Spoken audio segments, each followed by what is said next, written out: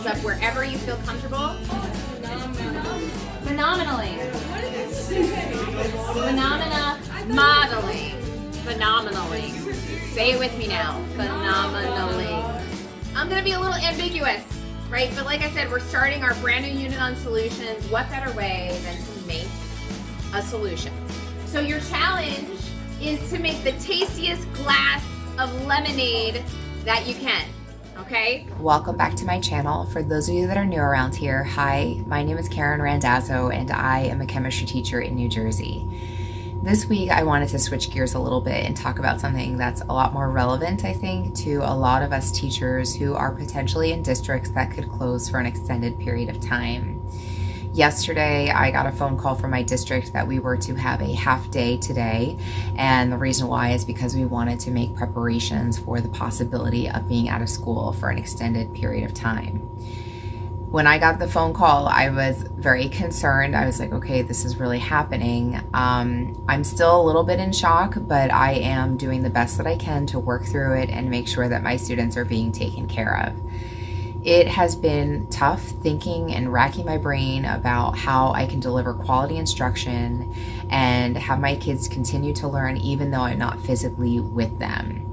However, I do think that I have some helpful tips that will allow you to not only interact with your students, but guide your students through the content in a meaningful way.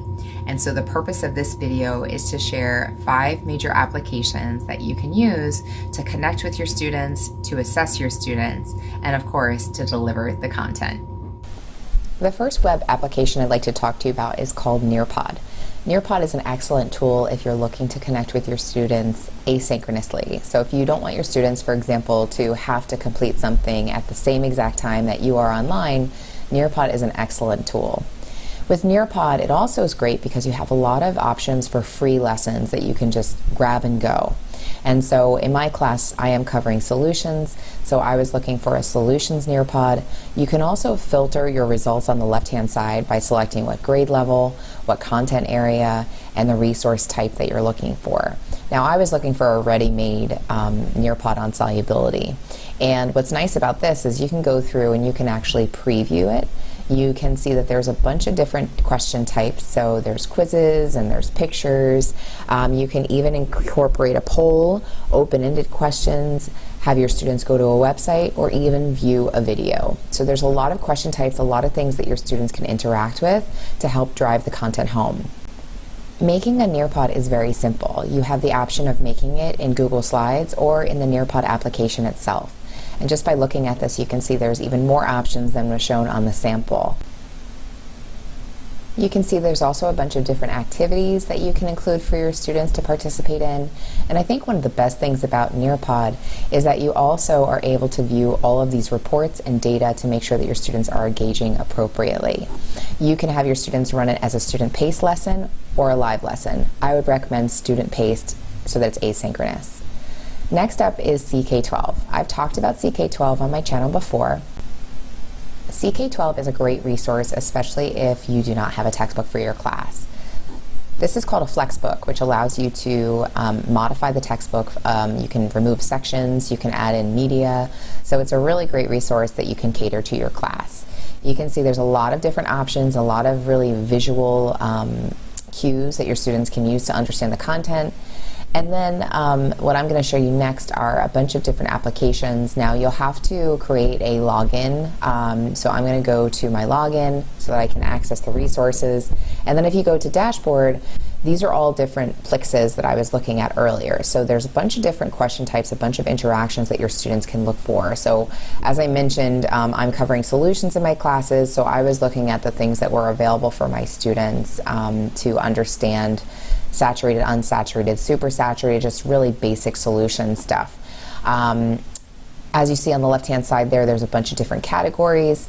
What I was primarily looking for was a Plix because the students tend to like those because it's interactive and then it does have questions with it. So this is an example of a Plix that I thought would be really good for the students to complete. and check for understanding. So they kind of mess around with the sim on the right hand side, and then they can click the Challenge Me button, and it allows the students to select the correct answer, and it does give them the immediate feedback. So overall, the kids really like the Plixes, so I try to assign them whenever I can because they're really quick and easy to follow. The other thing that I like about CK12 is that you can create a class and assign content to your students. They will also need to have their Google credentials to log in, but you can definitely track their progress as they go through the Sims and Plixes. Next up is Edie Puzzle. You guys know that I absolutely love Edie Puzzle. I use it all the time with my students. What's so great, I think, about Edie Puzzle is, number one, it's free, but also there are pre-made lessons ready to go for your students. And so I am covering stoichiometry with my CP class at this time. And so we're finishing our unit, so I thought I would look for a stoichiometry lesson. This may look familiar to some of you. And so what you can do is you can copy it to your library and edit it. What's really great is if you look up there, you can see there's a voiceover possibility. You can reword whatever is already said in the video. You can add questions, whether it be multiple choice, open-ended. And then, of course, if you prefer a YouTube video over some Edie Puzzles that are already made, you can search for a YouTube video. So, for example, I looked for Bozeman solutions. Once you select the video that you're looking for, you can just click Edit, and then it'll take you to making an Edie Puzzle out of video. The next one is a Google Chrome add-on that I am fairly new to using. I thought this would be important to use, especially because we are now transitioning to online learning at this point. Cami is a great tool that allows your students to annotate any readings. It allows your students to make comments, and you have a lot of options for the students to annotate. You can obviously highlight. You can use this thing called a box highlighter if they need to, for example, highlight a large area or section. The strike through feature, underline. There's a lot of things that your students can do. You also have a bunch of options as far as how you want to comment on things. So, for example, you could include an audio note, a video note, etc.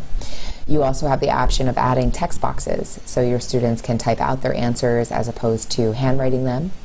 You can, of course, change the colors of the text. You also have an equation editor, which I found not so simple to use, so I'm going to avoid talking about that here. However, you are able to write on the screen. If your students have a stylus, I mean, they can even use their finger. It makes it a little bit easier to show things. And then finally, as far as how to share it, you can upload it, and when you upload it, you can get a link. You can share that link with anyone, and then they have the option of collaborating on the same document. You also have the option of downloading it to your computer or to Google Drive with the annotations or without. And I'm just going to show you what it looks like. You can see the file name is changed, which I do appreciate because I would hate to save over something.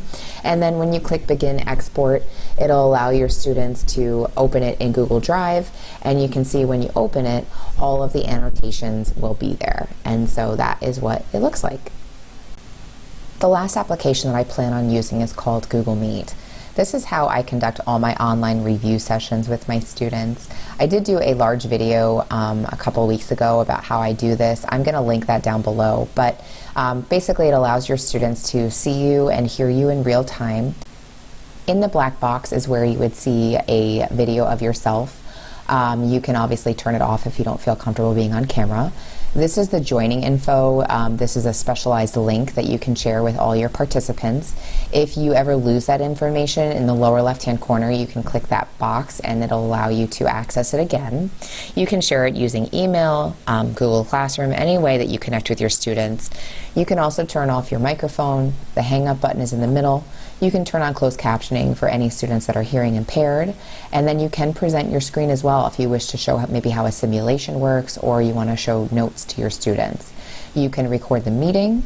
It also allows you to change the layout, and then in the upper right hand corner you can see who has attended your session, and then you can encourage your students to ask questions via the chat. What's really nice about the record feature is that you're sent a video and you're also sent the chat transcript. I hope this video was able to provide you with some important insights as far as how you can incorporate online flexible learning into your classroom. These applications are all very easy to use and will allow you to not have to recreate the wheel. Either way, please know that I am here to support you as we go through this difficult time together. Please feel free to send me an email at any time should you have any questions or want me to do a video on one of the things that you are looking to use in your class. I'd be happy to help you and support you any way possible. In an effort to further support my fellow chemistry teachers, I also want to offer all of my video resources for free. So if there are any teachers out there who want to use video lectures, but you don't have time to create your own, or quite frankly, you just don't know how, please feel free to send me an email and I will share all of my video lectures to you for free. With that said, I hope you have a wonderful rest of your weekend. Make sure you wash your hands, and I hope to talk with you next week.